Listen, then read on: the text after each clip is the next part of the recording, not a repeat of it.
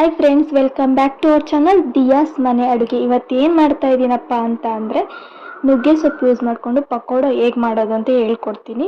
Evening ಸ್ನ್ಯಾಕ್ಸಿಗಂತೂ ತುಂಬ ಚೆನ್ನಾಗಿರುತ್ತೆ. ಏನೇನು ಇಂಗ್ರೀಡಿಯೆಂಟ್ಸ್ ಬೇಕು ನೋಡ್ಕೊಂಬರೋಣ. ಮೊದಲಿಗೆ ಆನಿಯನ್ ಈ ರೀತಿ ಕಟ್ ಮಾಡಿ ಇಟ್ಕೊಂಡಿದ್ದೀನಿ, ನುಗ್ಗೆ ಸೊಪ್ಪನ್ನ ಕಟ್ ಮಾಡಿ ಇಟ್ಕೊಂಡಿದ್ದೀನಿ, ರುಚಿಗೆ ತಕ್ಕಷ್ಟು ಉಪ್ಪು, ಕರಿಬೇವು, ಹಸಿಮೆಣಸಿನ್ಕಾಯಿ, ಸ್ವಲ್ಪ ಸೋಡಾ, ಜೀರಿಗೆ ಮತ್ತು ಒಂದು ಬೌಲ್ ರವೆ ತೊಗೊಂಡಿದ್ದೀನಿ, ಒಂದು ಬೌಲ್ ಕಡಲೆ ಹಿಟ್ಟು, ಒಂದು ಬೌಲ್ ಅಕ್ಕಿ ಹಿಟ್ಟು. ಹೇಗೆ ಮಾಡೋದು ನೋಡ್ಕೊಂಬರೋಣ. ಒಂದು ಬೌಲಿಗೆ ಆನಿಯನ್ ಹಾಕ್ಕೊತಾ ಇದ್ದೀನಿ. ನಾನು ಆನಿಯನ್ನ ಈ ರೀತಿ ಕಟ್ ಮಾಡ್ಕೊಂಡಿದ್ದೀನಿ, ನೋಡ್ತಾ ಇದ್ದೀರಲ್ವ ಫ್ರೆಂಡ್ಸ್, ಈ ರೀತಿ ಕಟ್ ಮಾಡ್ಕೊಂಡಿದ್ದೀನಿ.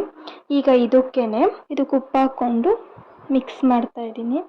ನಾನು ಫಸ್ಟ್ ಬೌಲಿಗೆ ಆನಿಯನ್ ಹಾಕ್ಕೊಂಡಿದ್ದೀನಲ್ವ, ಅದಕ್ಕೆ ಉಪ್ಪು ಹಾಕ್ಬಿಟ್ಟು ಮಿಕ್ಸ್ ಮಾಡ್ತಾ ಇದ್ದೀನಿ, ನೋಡ್ತಾ ಇದ್ದೀರಲ್ವ. ನಾನು ಇದಕ್ಕೆ ಉಪ್ಪು ಹಾಕು ಮಿಕ್ಸ್ ಮಾಡ್ತಾ ಇದ್ದೀನಿ. ಇದಾದಮೇಲೆ ಕಟ್ ಮಾಡಿ ಇಟ್ಕೊಂಡಿರೋಂಥ ಕರಿಬೇವು, ಹಸಿಮೆಣ್ಸಿನ್ಕಾಯಿ ಮತ್ತು ನುಗ್ಗೆ ಸೊಪ್ಪನ್ನ ಹಾಕ್ಕೊಂಡು ಒಂದು ಸತಿ ಮಿಕ್ಸ್ ಮಾಡ್ಕೊಳ್ಳಿ. ಇಲ್ಲ ಅಂದರೆ ಒಂದೇ ಸತಿ ಮಿಕ್ಸ್ ಮಾಡ್ಬೋದು. ಈಗ 4 ಸ್ಪೂನ್ ಕಡಲೆ ಹಿಟ್ಟು ಮತ್ತು 3 ಸ್ಪೂನ್ ಅಕ್ಕಿ ಹಿಟ್ಟು ಮತ್ತು 2 ಸ್ಪೂನ್ ರವೆನ ಹಾಕ್ತಾಯಿದ್ದೀನಿ ನಾನು, ನೋಡ್ತಾ ಇದ್ದೀರಲ್ವ. ರವೆ ಮತ್ತು ಅಕ್ಕಿ ಹಿಟ್ಟು ಹಾಕೋದ್ರಿಂದ ತುಂಬ ಕ್ರಿಸ್ಪಿಯಾಗಿ ಬರುತ್ತೆ ಪಕೋಡ. ಒಂದು ಸತಿ ಟ್ರೈ ಮಾಡಿ. ಮತ್ತು ಸ್ವಲ್ಪ ಟೇಬಲ್ ಸ್ಪೂನ್ ಜೀರಿಗೆ ಹಾಕ್ಕೊತಾ ಇದ್ದೀನಿ. ಅದಾದಮೇಲೆ ಸ್ವಲ್ಪ ಸೋಡಾ ಹಾಕ್ಕೊಳ್ಳಿ. ಸೋಡಾನ ಸ್ವಲ್ಪ ನೋಡಿ ಹಾಕ್ಕೊಳ್ಳಿ, ಜಾಸ್ತಿ ಹಾಕೊಳ್ಳೋಕೆ ಹೋಗಬೇಡಿ. ಇದಾದಮೇಲೆ ಒಂದು ಸತಿ ಮಿಕ್ಸ್ ಮಾಡಿ, ಚೆನ್ನಾಗಿ ಮಿಕ್ಸ್ ಮಾಡಿ ಆದಮೇಲೆ ಈಗ ನೀರು ಹಾಕ್ಕೊಂಡು ಕಲಿಸ್ಕೊತಾ ಇದ್ದೀನಿ ನಾನು, ನೋಡ್ತಾ ಇದ್ದೀರಲ್ವಾ. ನೀರು ಹಾಕ್ಬಿಟ್ಟು ಕಲಿಸ್ಕೊತಾ ಇದ್ದೀನಿ. ಪಕೋಡ ಯಾವ ರೀತಿ ಕಲಿಸ್ಕೊತಾರೆ ಕನ್ಸಿಸ್ಟೆನ್ಸಿಗೆ, ಅದೇ ರೀತಿ ಕಲಿಸ್ಕೊತಾ ಇದ್ದೀನಿ. ತೀರಾ ತೆಳ್ಳಗೆ ಮಾಡೋಕ್ಕೆ ಹೋಗಬೇಡಿ. ನಿಮಗೆ ಗೊತ್ತಾಗುತ್ತಲ್ವ ಯಾವ ರೀತಿ ಇರಬೇಕು ಅಂತೇಳಿ. ಈಗ ಆಯಿಲ್ನ ಕಾಯಕ್ಕಿಟ್ಟಿದ್ದೀನಿ. ಇವಾಗ ನೋಡ್ತಾ ಇದ್ದೀರಲ್ವ, ಹಾಕ್ತಾ ಇದ್ದೀನಿ ಪಕೋಡನ.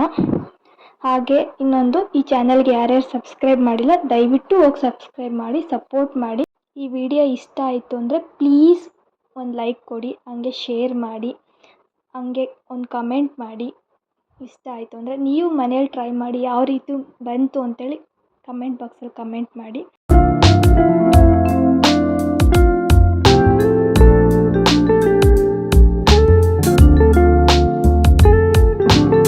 ಸ್ವಲ್ಪ ಬ್ರೌನ್ ಆಗೋವರೆಗೂ ಬೇಯಿಸ್ಕೊಳ್ಳಿ ಚೆನ್ನಾಗಿ.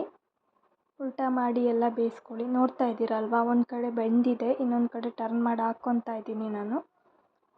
ಇವಾಗ ನೋಡಿ ಚೆನ್ನಾಗಿ ಬೆಂದಿದೆ, ತೆಗಿತಾ ಇದ್ದೀನಿ ನಾನು. ನೋಡ್ತಾ ಇದ್ದೀರಲ್ವ, ಚೆನ್ನಾಗಿ ಬಂದಿದೆ. ಒಂದ್ಸಲ ಟ್ರೈ ಮಾಡಿ ನಿಮ್ಮ ಮನೇಲೂ. ನೋಡಿ ತುಂಬ ಚೆನ್ನಾಗಿತ್ತು. ಟೇಸ್ಟ್ ಕೂಡ ನುಗ್ಗೆ ಸೊಪ್ಪು ಹಾಕಿ ಮಾಡಿರ್ತೀವಲ್ಲ, ತುಂಬ ಚೆನ್ನಾಗಿರುತ್ತೆ. ಈ ವಿಡಿಯೋ ಇಷ್ಟ ಆದರೆ ದಯವಿಟ್ಟು ಒಂದು ಲೈಕ್ ಕೊಡಿ. Thank you.